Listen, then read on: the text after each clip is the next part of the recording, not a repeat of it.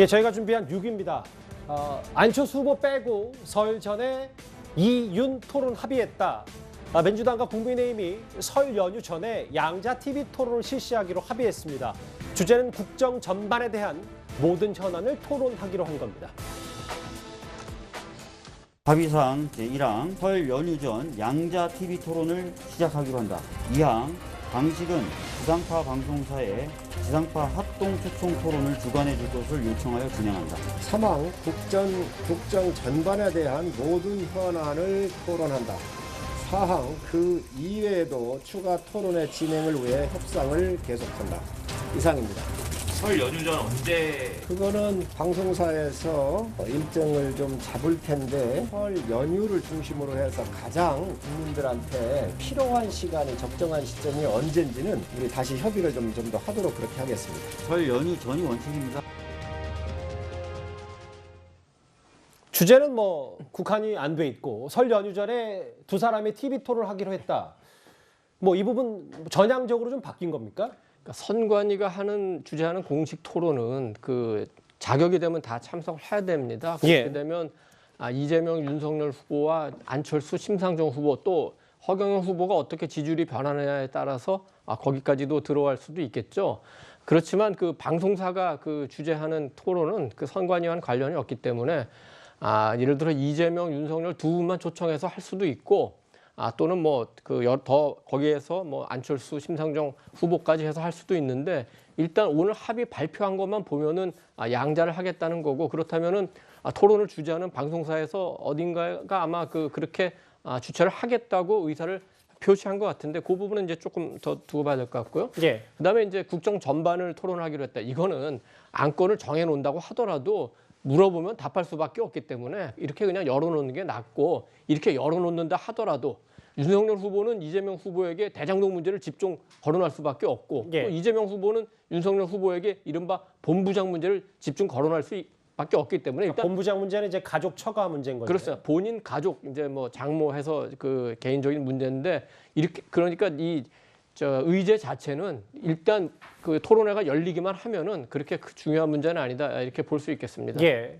조금 전에 합의를 했습니다. 두 양당이요. 그런데 안철수 후보 측에서는 기습적으로 양당 후보가 토론을 추진한다 강력 반발을 했습니다.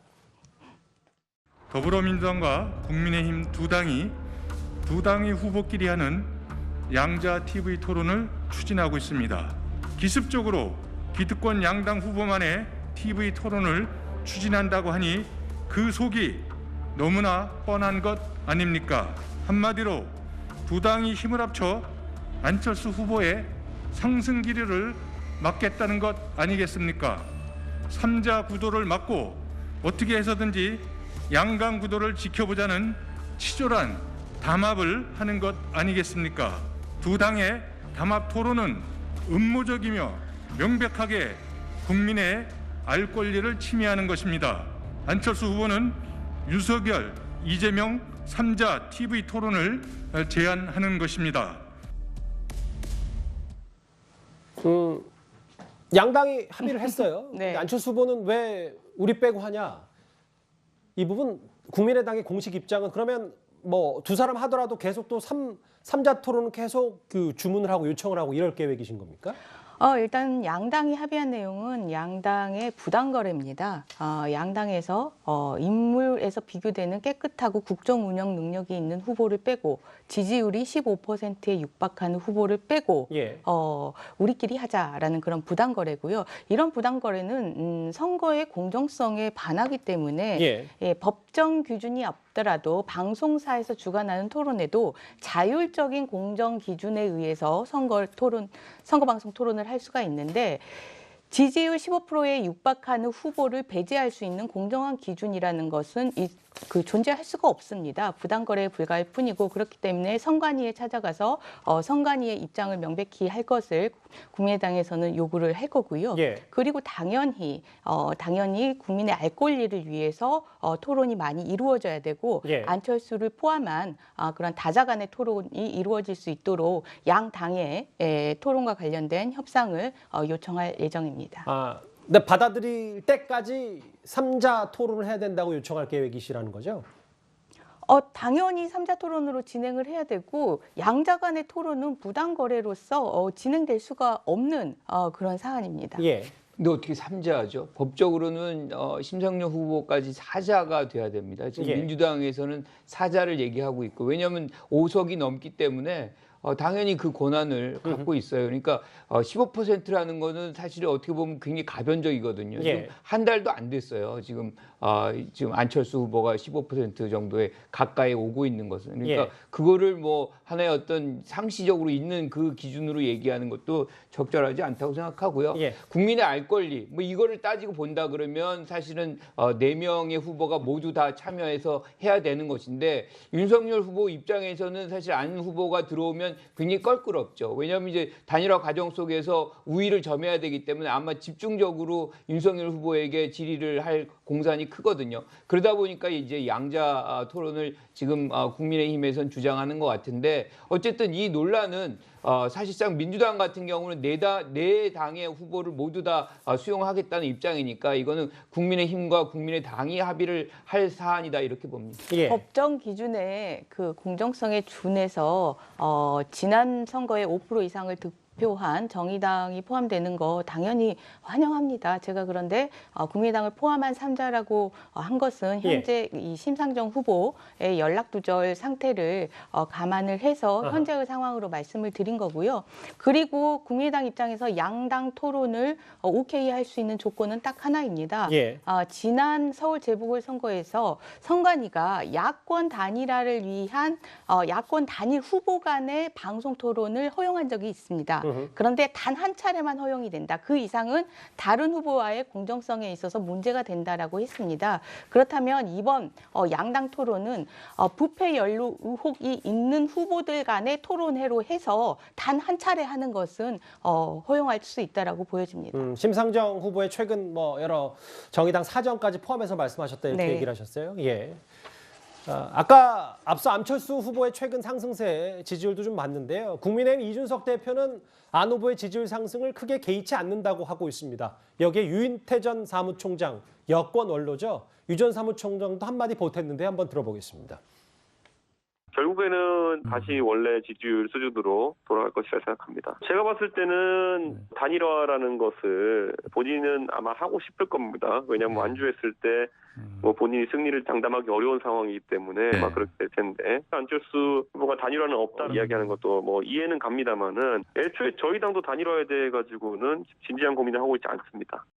웃고 윤석열 후보와 그쪽의 내분 때문에 빠진 지지율 때문에 그냥 좀 뛴 거 아닌가요? 반사 얘기라고 보고 뭐 계시군요. 다들 그렇게들 보고 있잖아요. 사실 그 안철수 후보에 대해서는 전에부터 나라의 인재인데 이게 지금 이 자기 체질에 전혀 안 맞는 동네 와가지고 상당히 좀 헤매고 있다. 그 안타깝다 이런 생각을 했고 아마. 두 분은 안철수 후보를 꽤 네. 강하게 비판했습니다. 권 의원님.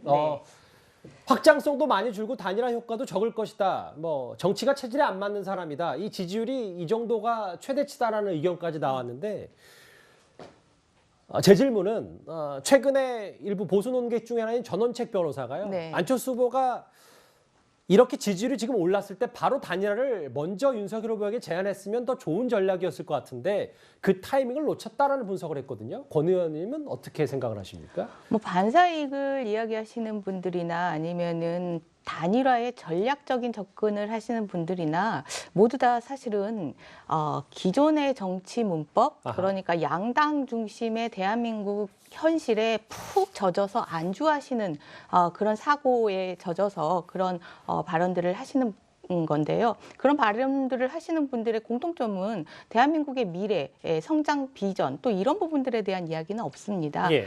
말씀드렸다시피 민심의 흐름이 지금 당장 나가서 만나보면 가장 많이 듣는 말이 다행이다, 안철수가 있어서라고 할 정도로 예. 지금 인물 구도로 국정 운영에 대한 능력 인물 구도로 선거가 형성이 되고 있고 예. 이것은 대한민국 정치 현실에서 한 번도 없었던 그러한 선거 구도입니다. 민심이 답답한 정치를 보고 민심이 먼저 변화하고 혁신을 이끌어내고 있는 그런 상황이고요. 예. 국민의당은 그런 민심의 변화와 혁신에 부응하고 배신하지 않고 단일화 없이 정말 2022 대선에 끝까지 완주해서 승리를 이루어내겠습니다. 권 의원님, 뭐 말씀 중에 제가 반론하는 것 같아서 죄송하긴 합니다만 최근에 뭐 이태규 의원이나 혹은 네. 안철수 후보 본인도 약간 일말의 여지를 남기는 듯한 뭐 국민의 민심이 그렇게 따르면 단일화를 할 수밖에 없다는 뉘앙스의 얘기도 했거든요. 근데 이제 권 의원님은 지금 완주라는 표현을 쓰셨기 때문에 안철수 후보는 그러한 뉘앙스의 말도 한 사실이 없을 뿐더러 그 앵커께서 말씀하신 그 취지는 국민들께서 결국은 이러한 그 인물 구도에서 안철수를 선택할 것이다. 정권 교체의 열망을 안철수에게 몰아줄 것이다라는 그런 부분을 얘기를 한 거고 이태규 의원이 얘기한 부분은 사실 이태규 의원의 언어 습관인데 관용적인 국민이 뜻이 그렇다면이라는 관용적인인데 원론적인 얘기다 말씀이십니까? 그렇습니다. 완주 의지를 여기서 분명히 드러내셨어요. 네.